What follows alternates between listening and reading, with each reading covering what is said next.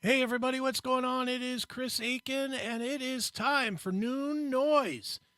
And today the noise comes from Armored Saint vocalist John Bush.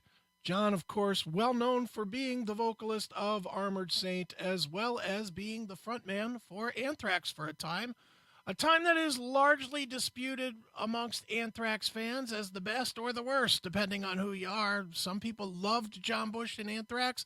Some people hated John Bush and Anthrax. Some liked both, both him and Joey. And some liked him, Joey, and Neil Turbin. So there you go. It's a polarizing thing. I think it's an argument that's never, ever going to end when it comes to John Bush. And I mean, it's been years now since he was in Armored Saint, or rather, Anthrax. But people are still talking about it. People are still asking him about it. This story comes from Brave Words, bravewords.com. It's Armored Saint frontman John Bush says that Joey Belladonna is the face and the voice of Anthrax. It's his gig, and I'm not looking to get in there at all. Which, little surprising. I know John has said on several occasions, including to myself and Matt Hartnett, when we were talking to him last year sometime on Aftershocks TV, that he might like to go out and do some gigs playing these songs. And he, from the sound of it, he still does seem to want to do that. So, but he was talking to the 80s Glam Metal Cast with host Metal Mike.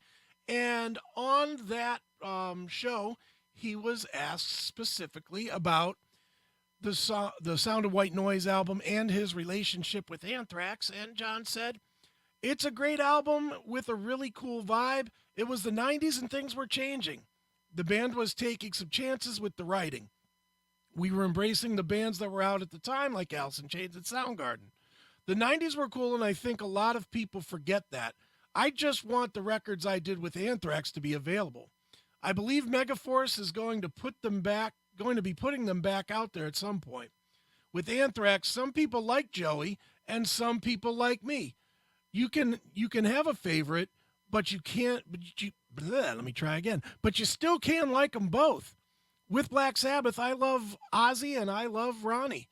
I just saw Scott Ian recently, and we had a good time hanging out. It's a good relationship right now with those guys. There was a time when it was a bit distant, but it's not like that anymore."